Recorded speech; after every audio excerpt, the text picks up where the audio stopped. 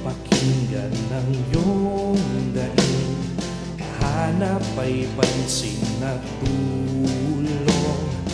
Bawat panig ay humihiling, inigalina at pagpahon.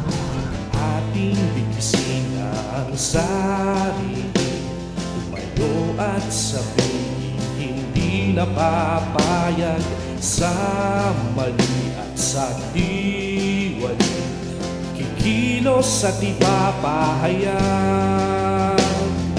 tayo ang gabay, magmamasid, magbabantay. Tumugon sa tawag ng panahon, nito'y sa atin karehiyon. Umukit ka ng bagong tadhana, yakapin ang pagkakataon. Ating itinig ang sarili, magsuri, mag-aral at makialam. Balitaan na kababayan ang maaaring makakuha ng bagong kamalayan. Bayan, dito na ang panahon, ikaw ang sandata ng pagbangon. Ibabalikat, ipapahayag, inang bayan sa iyo'y tumatawag. Tayo ang gabay, magmamasid, magbabantay.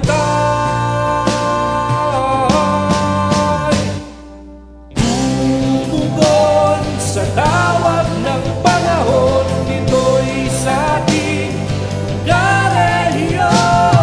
Lumukit ka ng bagong tadhana, yakapin ang pagkakataon.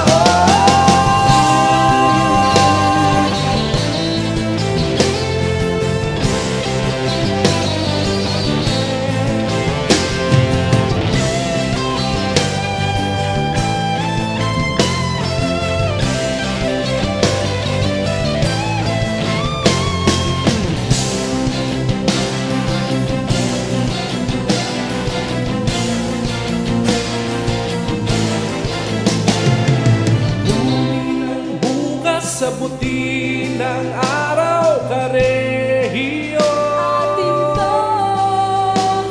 Hamunin ang bukas sa buti ng araw, karehiyon. Tumugon sa tawag ng panahon, ito'y sa ating karehiyon. Tumukit ka ng bagong tadhana, yakapin ang pagkakataon.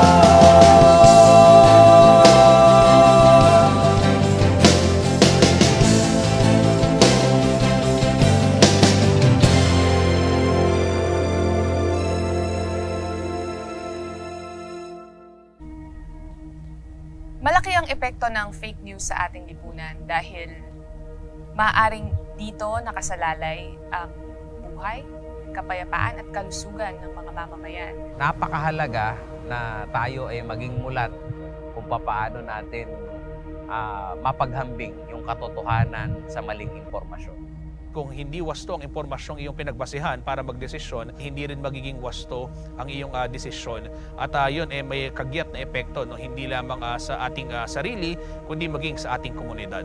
Ang wastong impormasyon ay pagpapahayag ng istoryang hindi mabulaklak, bagkus mga istoryang malapit sa puso ng mga tao. Dito natin binibigyan ng kapangyarihan ng mamamayan na umakto ng tama.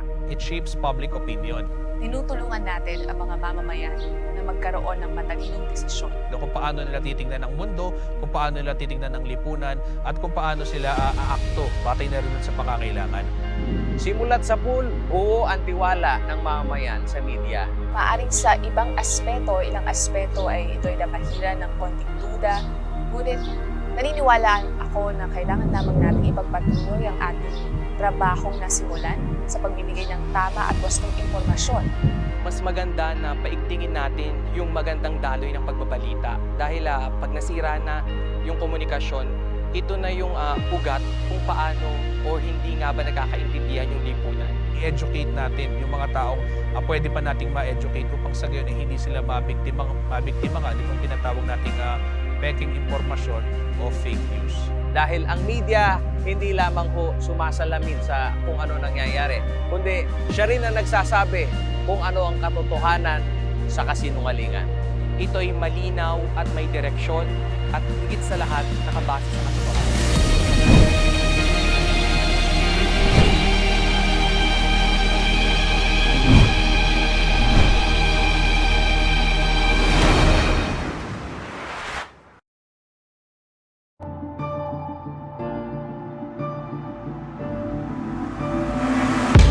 CLTV was launched 14 years ago on May 10, 2007, taking on the giants of the national broadcast industry and making a big impact on Central Luzon's local media landscape.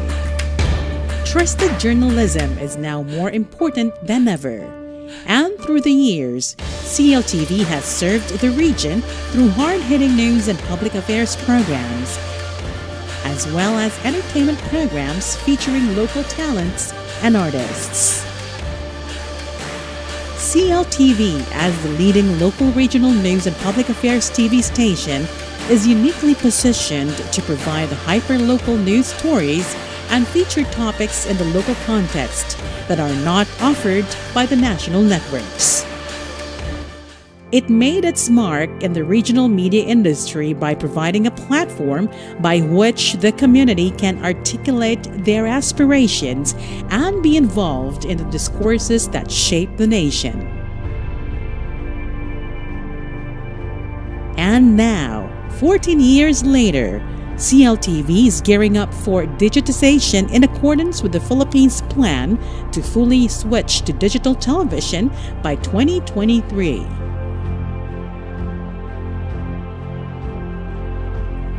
CLTV has invested in new upgrades as part of its digitization plan, starting with production equipment and digital mobile news gathering system, the studio and master control rooms, switchers, studio to transmitter link, playout servers, and the antenna system. But while the shift to digital is ongoing, the network would not be shutting down its analog terrestrial transmissions in Central Luzon just yet, ensuring that no one will be left behind. The Philippines' migration to digital TV will not only pave the way for a better TV viewing experience, but it will also allow for a more efficient and richer information dissemination platform in times of calamities with the Integrated Emergency Warning Broadcast System, or EWBS.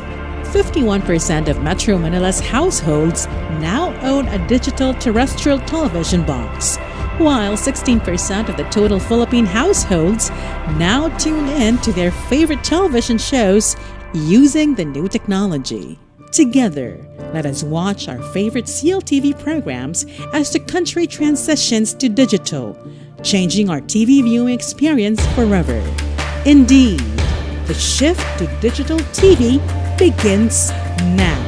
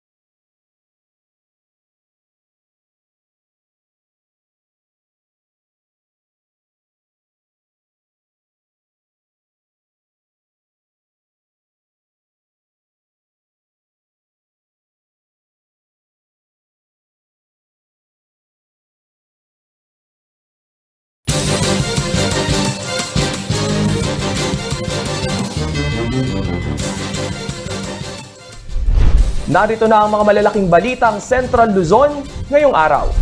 Ritual ng ilang Kapampangan advocate sa paanan ng Mount Pinatubo hindi natuloy dahil sa military exercises. Pinatubo survivors hindi nilisan ang lupang sinilangan.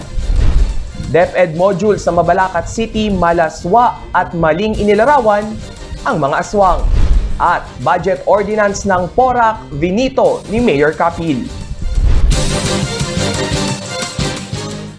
Maya Pabengi, Pampanga, magandang gabi Central Luzon. Sa ngalan po ni Nicolette Henson Hizon, ako si Rainiel Pawid at ito ang aming mga balitang tinutukan ngayong araw.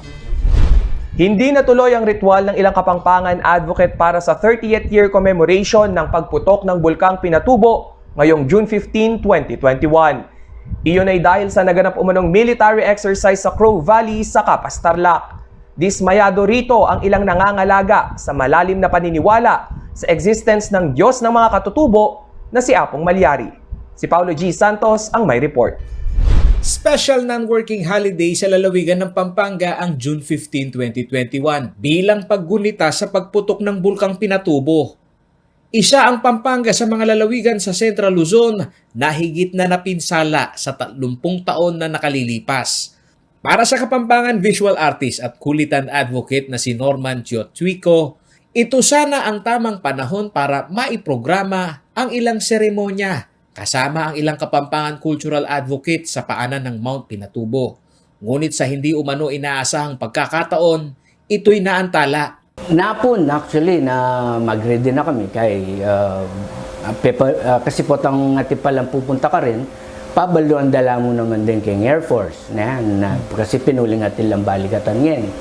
So pabaluan da kaya napon na atin lapin gaya ngayon ka rin balikatan exercises. Sa darating na Huwebes, June 17, ito itinakda ng Tourism Office ng Capas, Tarlac dahil okupado at ongoing umano ang military activity sa paanan ng Mount Pinatubo. Sa pananaw ni Chiotwico, wala man silang magagawa pero dapat sana umanong binigyan ng halaga ang aktwal na petsa ng 30th commemoration ng Pinatubo eruption. Bala mo, sabi ko pin, kitang kaya mo, da pwedeng i-postpone yan, ngayon yung mutataka rin, ang anniversary ng Pinatubo, pa mong bande. Balo kung bawal maning uling kaya geothermal energy area ya. Balo kung bawal maning makanya na kaya ka rin active volcanoes eh. Isa sa aktibidad na nabulilyaso ngayong araw na ito ang hindi umano karaniwan na ritual ng mga katutubo at kapampangan sa bulkan na ginagabayan ng Diyos na tinaguriang Apong Malyari. Mula sa kapirasong papel na isinulat ang dasal sa Kapampangan writing system na kung tawagin ay kulitan, ang kahilingan at taimtim na dalangin ang naantala. Para kaya kami uling sinulat milaking kulitan, sagrado la naman din Apong Malyari, at saka mila idaon det ang abudaret ang pangadingaret, kining crater na ning Pinatubo, kining bunganga ning Pinatubo, uling paniwalan mi, ay Apong Malyari, uling kaya la rin panibatan da rin walong ilog, kin nga ning malilyaring nga gana-gana. Sa panayam ng CLTV News Team kay Capas Tarlac Mayor Reynaldo Katakutan, iginagalang naman umano niya ang kultura at tradisyon ng Kapampangan. Ngunit aminado itong hindi niya kontrolado ang Crow Valley area na base militar sa kanilang bayan na parte din ng bisinidad ng Mount Pinatubo. Paniwala ng alkalde, nararapat din umanong bigyang pansin ito. Actually, ang nangyari ngayon, naging aktibo lalo ang paggamit as gunnery range. Siguro, sa mga ganyang bagay, makikita mo, tama nga naman yung mga sinasabi ng ating mga kapatid na katutubo. Hirit pa ni Mayor Reycat, dapat ding rebisahin ang batas na dagdagan ang mga bayan na kailangang magbigay ng halaga sa petsang 15 ng Hunyo o ang pagputok ng bulkan. Katulad ng probinsya ng Tarlac at Zambales, isa rin umano sila sa nakatikim ng hagupit ng Pinatubo. Paulo G. Santos, CLTV News. Sa likod ng katakot-takot na pagsabog ng bulkang Pinatubo, maraming buhay, bahay at hanap buhay ang lubhang naapektuhan. 3 dekada ang lumipas, napatunayan ng mga Kapampangan na tama ang kanilang naging desisyong hindi sukuan at lisanin ang probinsyang nooy tila wala ng pag-asa. Ang kwento ng pagsabog ng bulkan sa mata ng mga survivor sa report na ito. This first eruption covers the once green area near the summit with a thick blanket of gray ash. 30 taon na ang lumipas nang sumabog ang bulkang Pinatubo noong June 15, 1991. Ayon sa National Geophysical Data Center, umabot sa 722 ang kabuang bilang ng mga namatay dahil sa pananalasa ng bulkan. Halos kalahati ng bilang ay nagkasakit habang nasa evacuation center hanggang sa tuluyang namatay. Libo-libo rin ang nawalan ng tirahan. Ito ang binansagang ikalawang pinakamalaking pagsabog ng bulkan noong 20th century at ang pinakamalaking pagsabog sa nakalipas na 100 taon. Pag-aakala ng karamihan tuluyan ng mabubura sa mapa ng Pilipinas ang lalawigan ng Pampanga. Pero ang ilang kabalen hindi nawalan ng pag-asa. Pinilit nilang muling bumangon at magsimula ng panibagong buhay nang hindi nililisan ng probinsya. Gaya na lamang ng pamilya Cabalya mula sa barangay Kabangbangan sa bayan ng Bacolor. Halos bubong na lang ang natira sa kanilang bahay dahil natabunan na ng higit 6 na metrong lahar. Marami nang nagsialisan. Hindi mo masisisi. Wala nang talagang pwedeng tirahan. May plano ang gobyerno nun. Isasakripisyo na itong Bacolor. Magiging parang flow of lahar na dito. Hindi ako umalis. Ang alam ko, pwede pa kaming mabuhay. Gaya ni Cabalya, inilaban din ni former Pampanga 3rd District Representative Oka Rodriguez sa national government ang pananatili ng mga kabalen sa Pampanga. Naniniwala si Rodriguez na malalampasan at muling mabubuhay ng mga Kapampangan ang probinsyang binalot na ng lahar. Nooy naglaan na umano ng 260 million pesos ang national government para sa napipintong relokasyon ng mga Kapampangan sa iba't ibang bahagi ng bansa. Kung saan kami kako, sinilang buong kami ililibing. Plus the fact kako na hindi pa naman kako grabe ang sitwasyon. There are still savable areas. Why don't we save these areas and put evacuations there? Invest, dalhin mo kabusang. Hindi kami aalis kako. Nakinig naman umano ang national government sa suhestyon ng mga umaalmang Kapampangan kung kaya't nagtulungan na lamang sa rehabilitasyon at paglikas ng iba pang naapektuhan ng pagsabog.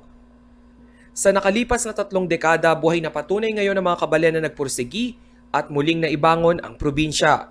Sinasalamin ng Pampanga ang countryside development kung saan kaliwat ka ng negosyo at establishmento ang nagsulputan na ngayon nagbibigay ng trabaho sa maraming tao. Ang pagbalot ng lahar sa probinsyang Kapampangan na nooy delubyo ang hatid, isa na rin ngayong industriya na may milyong-milyong pisong halaga. Rainiel Pawid, CLTV News. Sa pagbabalik ng CLTV News, isolation facility sa Santo Tomas, Pampanga, 4 na araw ng bakante. At DepEd Learning Module sa Mabalacat City, malaswa at maling inilarawan ang mga aswang. Para sa mas marami pang balita, manatiling nakatutok sa CLTV News.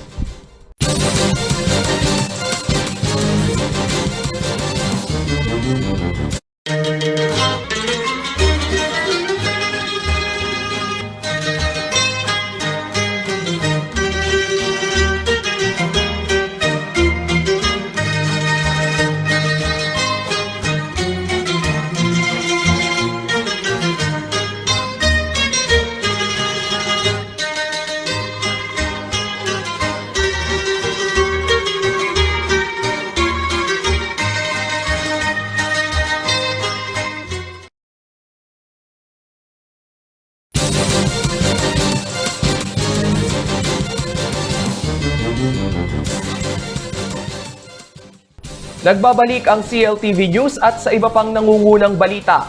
4 na araw nang walang laman ang isolation facility ng Santo Tomas, Pampanga.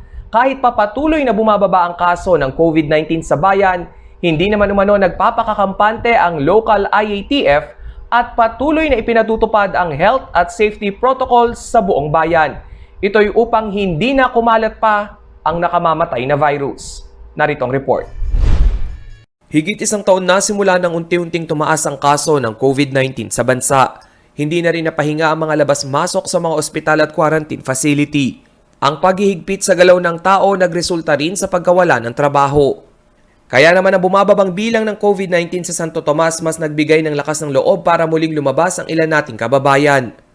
Mahirap din po yung buhay ngayon kasi limited lang po yung mga pwede natin gawin because of the pandemic. Bila ko kay po obra kay any pandemic welfare, mga kaya pong healthy. Eksaktong araw ng kalayaan ay tila laya na rin umano ang 5 huling pasyente na gumamit ng kanilang isolation facility. Ang isolation facility ng bayan 4 na araw na umanong bakante. Last Saturday, nag-zero COVID kami dun sa aming isolation facility until now. So hopefully sana wala pa munang pumasok doon para kahit papano ma-disinfect namin, malinis namin yung facility namin. Nitong June 14 na simulan na ang all-day disinfection para sa buong pasilidad. Paglilinaw ng local IATF, mga mild cases lang yung mga nandun ko. Usually yung mga iba na napupunta doon, napo-confine ng hospital. Pag magaling na sila, doon nila tinatapos yung 14 days na quarantine nila. Maliban sa mga isolation room, naglaan din ng malawak na bakuran para sa gardening ng mga pasyente na nais magpalipas ng oras. Tiyak naman umano ang kaligtasan ng lahat dahil malayo sa residential spaces ang naturang quarantine facility. Sa kabilang banda, ongoing pa rin ang rollout ng COVID-19 vaccination sa lugar. Aminado mang may kakulangan sa bakuna, tumaas naman umano ang tiwala ng tao sa pagtanggap nito. Nabaliktad na raw ang datos ng local IATF na kung dati-rati 90% ang nawala ng tiwala sa bakuna, sa ngayon 90% na umano ng populasyon ang nagpakita ng interes sa vaccination. Maraming gusto na magpa-vaccine. Unlike noon na nagpa-survey kami, ang daming nag-no. Halos lahat natatakot sila. Pero nung nag-start na yung vaccine namin, ngayon sila nagkakraming na nagpapalista, gusto daw nila. Sa higit 28,000 eligible population ng Santo Tomas para mabakunahan, lampas 1,000 pa lang ang nakatanggap ng unang dose ng vaccine. Base sa June 14 COVID Bulletin ng Santo Tomas, 292 na ang kanilang kumpirmadong kaso. 12 ay aktibong kaso na nasa iba't ibang pagamutan sa San Fernando at Angeles City. 267 ang recovered o gumaling na at 13 naman ang namatay. Rainiel Pawid, CLTV News. Naging mainit na usapin sa Kamara ang mali-mali at malaswang paglalarawan sa mitolohiyang Pilipino, partikular na ang aswang. Ang pinagmula ng diskusyon ang learning modules mula sa Mabalacat City na nagsasabing ang aswang ay gising tuwing gabi at naghahanap ng makatatalik. Narito ang report. Naghahanap ng makatatalik, may pakpak at nangangain ng tao. Ganyan isinalarawan ang mga aswang sa isang DepEd learning module sa Mabalacat City, Pampanga. Ito rin ang naging mainit na usapin sa Kamara nitong June 14. Ipinresenta ng guro na si Antonio Caliphogo sa mga mambabatas ang mali-mali at bulgar na pananalitang ginamit sa kontrobersyal na printed modules. Ayon kay Go, personal na inilapit ng 3 magkakaibang magulang mula sa Pampanga ang nilalaman ng naturang module na siyang ginagamit bilang bahagi ng distance learning habang hindi pa umiiral ang face-to-face learning. Kanya ring ipinunto na hindi dapat nakalulusot sa kagawaran ng anumang uri ng error lalo na sa kasalukuyang learning setup. Imagine kung ano-ano sinasabi, editorial preference, matters of usage. An error is an error. Non-negotiable po yun. An error is an error, period. Kanina, nandiyan yung kasama natin ang National Council for Children's TV. Imagine, yung bata, pinababasa natin ng ganyang kasamang salita. Nilinaw naman ni Education Undersecretary Diosdado San Antonio na kabilang ang maling ito sa naitalang 155 errors ng DepEd. Dahilan para sila'y maglabas ng mga errata. Ako, hindi rin po ako masaya na may mga mali-mali. Pero dahil nangyayari pa rin po ang mga maling ganito, ay kailangan mayroon tayong proseso para maiayos po. Samantala, sa pagitan ng Oktubre noong nakaraang taon hanggang ngayong Hunyo, nakakalap ang gobyerno ng 163 errors sa mga learning material na inireklamo sa pamamagitan ng Error Watch ng DepEd. Bagay na magbeberipika kung totoo o hindi ang mga inireklamo. Matapos ang validation ng mga reklamo, lumalabas umano na tanging 155 lang ang kayang iberipika na errors. Nagiging bahagi ng unknown sources ang mga pagkakamaling hindi matukoy kung DepEd ang may kagagawan. Hindi rin daw matukoy ng gobyerno kung saan ito mismo ginagamit. Maging ang DepEd Central Luzon Office nagsasagawa na rin ng investigasyon kaugnay ng insidente ng maling module sa Mabalacat City. Setyembre noong nakaraang taon, pinaimbestigahan din ng DepEd ang isang module sa Palawig, Zambales na naglalaman naman ng sexually suggestive na pangalan ng mga Pilipino. Rainiel Pawid, CLTV News. Sa pagbabalik ng CLTV News Budget Ordinance ng PORAC, vinito ni Mayor Capil. Manatiling nakatutok sa CLTV News.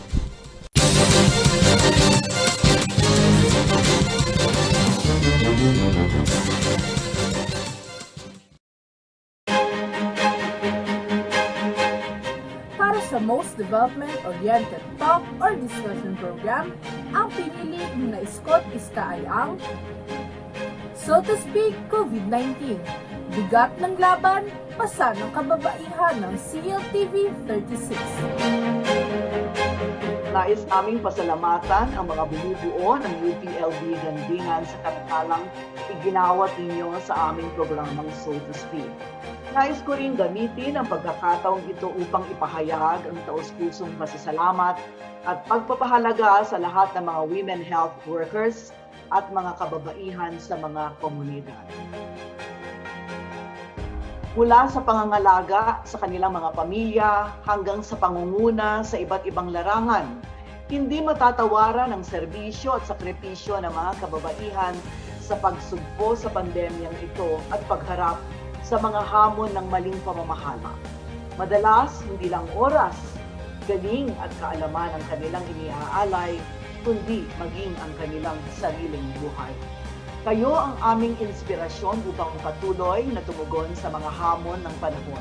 Makakaasa kayo ng CLTV 36 ay patuloy na magiging tulay upang maiparinig ang saloobin ng taong bayan, lalo na yung mga walang boses sa ating lipunan. Maraming salamat sa gandingan at sa mga tagapagtangkilik ng aming istasyon. Dakala salamat po.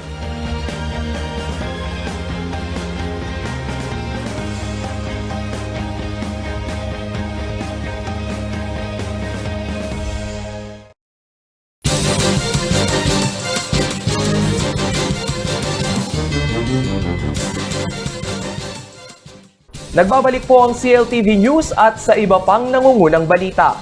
Nagkakasubukan ngayon ng kapangyarihan ang Executive at Legislative Department ng Municipal Government ng PORAC, Pampanga sa issue ng pagbibigay prioridad sa mga proyekto na pinaglalaanan ng pondo.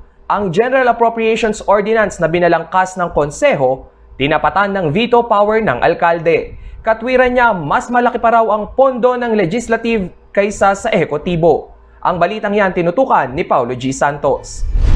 Reenacted budget pa rin ang pondo na ginagasta ng first-class municipality government ng PORAC, Pampanga. Ito'y sa gitna ng pandemya na ang usapin sa paglalaan ng pondo sa mga programa para sa economic recovery at usapin ng healthcare system ay kinakailangang tindigan ng lokal na pamahalaan. Pero ayon sa local chief executive ng bayan na si Mayor Jing Capil, hindi umano siya masisisi kung bakit ginamit niya ang kanyang veto power sa General Appropriations Ordinance na nakitaan niya ng anomalya. Iyon ay dahil mas malaki pa umano ang budget ng konseho sa programa ng alkalde. Nung Emia Benito Orguita, detang magobra, sabi gupin kaya kami yung project, kaya kami yung programs. Ikami ngatin magobra, ila yung legislative, detang regular employee da. Oh. Pero in gewa da, dininanda kay in buridang budget kay kami, anyaro go karitak. Ba, no ka rin kami nakita, dakalya pa budgeting in legislative kay executive, adyang buong Pilipinas, buong mundo lang makanyan. Hinanakit pa ng opisyal, gaya ng pakulo noong kampanya na ginagamit laban sa nooy administrasyon, ang taktika ng kanyang mga kritiko sa pamumulitika. Ginagamit umano ito para siya'y pasamain sa mata ng kanyang mga kabalen. Sasabihan da, pamanga ng mayor, rugo. Kanita pa, recycled kaya niya yan. Imaigtapang muna man niya sasabi na kang anyang kalaban ni Mayor Carling de la Cruz, pamanga ng mayor na naman, segud da ne. Panganing ang mayor yan, di may bundat ya, may kaya. Reklamo ni Mayor, Pati ang restaurant na pinag-orderan at kanyang idineklara sa gastusin nito sa kanyang tanggapan, tinangkang siyasatin dahil wala naman umanong bukas na resto sa panahon ng higpit ng lockdown. Nagkataon mo kaya ang representation, kari niya makacharging pamanga ng mayor o nano, siyempre bilang mayor, magkabisita ka, pero dakalya pupuntalan ita, dabo rin tanggapan na dakalya pupuntalan ita at makasarada. Naman buong buwan mo, makasara ring restaurant rugo, di ba? Sa Program Appropriation and Obligation by Object Expenditure ng Office of the Mayor na dokumentong nakuha ng news team, ang sinisiyasat umano na maanumalyang paggasta nito ay ang naka-itemize na representation expense niya na nagkakahalaga ng 6 million pesos. Sa panig ng alkalde, lehitimo at kaya niyang isailalim sa auditing ang paggasta nito. Ngunit ang mas malalim umanong problema ng kanyang bayan ay ang tila pang-iinsulto ng sangguniang bayan sa programa ng kanyang liderato. Dahil bukod sa budget cut sa kanyang departamento sa 500 million na annual budget ng PORAC, sinagad ng konseho sa 165 million pesos ang pondo para sa bakuna. Makanya mo, kahit na naman din probinsya, inanay Then first class municipality, mag-allocate lang 5 million. Then city, mag-allocate lang 10 million. Then ang fourth class, mag-allocate lang 2 million. Kami in-allocate na 165, in-allocate na pala. Sa usaping ito, inamin naman ng miyembro ng Sangguniang Bayan ng PORAC na si Konsehal Mike Tapang na sinadya nilang itulak ang budget cut sa mga proyekto ng executive. Katwiran ng konsehal, hindi naman umano masama kung nilakihan nila ang pondo sa bakuna kumpara sa budget proposal ng executive sa ibang departamento nito. Sa nasabing pandemya, kami nag-cut ng mga budget pero hindi namin siya siniro. Karamihan po noon dinala namin sa COVID vaccine. Nagsimula rin umano ang kanilang hinala na may problema sa paggasta ng ehekutibo makaraang magkaroon ng budget deficit ito sa kalagitnaan ng taong 2020 na dito lalo silang naging mausisa sa mga prioridad na proyekto ng Chief Executive. Panahon ng pandemya, nasa kalagitnaan na po ng July noon, bigla na lang po nagsabi ang Local Finance Committee na isang budget na pinapa-approve nila sa amin, worth 35 million, hindi na namin pala pwedeng igo. Kasi nagkamali pala sila, budget deficit na po pala ang aming bayan. Okay. So doon po yung panahon na yon, na-alarma po kami. Ang oversight power ng legislative ay hindi umano dapat questionin, lalo't may merito ang kanilang mga tanong sa executive. Pati ang mga job order ng sanggunian, hindi na umano ito pinaswelduhan. Ang aming Vice Mayor, kahit po niya kakampi niya, hindi niya po pinayagan na magtanggal kami ng mga trabahador. Ito'y kanyang pinirmahan, binigyan ng detail order. Doon na po nag-umpisa yung sigalot ng aming Mayor at ng aming Vice Mayor. Kasi afterwards, minitin niya yung mga ibang konsehal, pinatatanggal lahat ng budget ng aming Vice Mayor. Ang sighalot sa pagitan ng executive at legislative ng local government ng PORAC ay nakatakda ng dinggin ng sangguniang panlalawigan ng Pampanga. Isa sa sisiyasatin ay ang merito ng budget cut sa mga primary services ng lokal na pamahalaan. Gayon na rin ang issue ng mga naiipit na job order ng sanggunian. Paulo G. Santos, CLTV News. At yan ang mga balitang nakalap ng CLTV News. Para po sa karagdagang pang detalye, maaari niyong bisitahin ang aming social media pages at CLTV36 Official and at CLTV36 News para sa Facebook, at CLTV36 sa Twitter at CLTV36 Official para naman sa Instagram. Kung nais niyong balikan ang mga programa ng CLTV, maaari niyong bisitahin ang aming YouTube channel at CLTV36 Official at ang aming website sa www.cltv36.tv. Kasama ng buong puwersa ng news and current affairs, ako po si Rainiel Pawid. Maraming salamat.